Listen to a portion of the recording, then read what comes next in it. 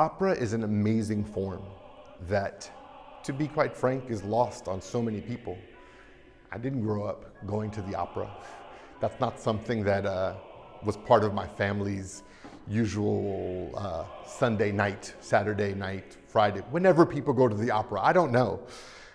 That being said, opera is this amazing form because it can talk about such big things: love and war and death and culture and just the entire gamut of gods and monsters.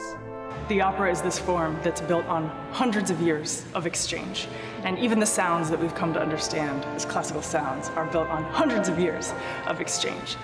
And I am interested in the hybridity of this form, a form dependent on many artists coming together and many artists collaborating, and this form that has held exchange for so long. And working in the opera, I'm interested in returning the form to itself. So whenever I start working on a piece, I think about the lexicons that we're gathering and the library from which we will collectively work to begin a conversation. I think about the visual world of the piece. I think about the objects that go into the piece. In theater, it's a massive undertaking, especially opera.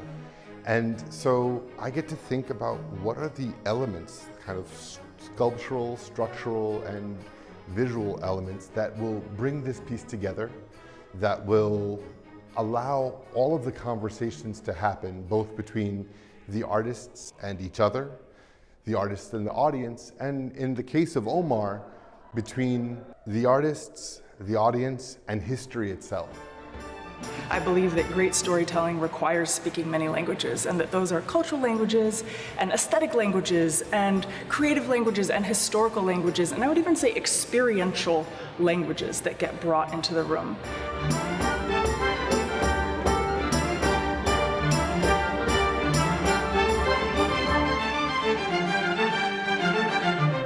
The central kind of element for the design of Omar is Omar's handwriting itself.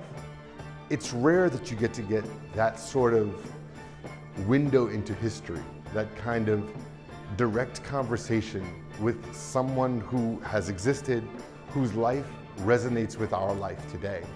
Telling this story, which is so central to so many of our existences as Americans, as people who have understood that cultural conflict and cultural meeting is the engine by which so much of culture happens.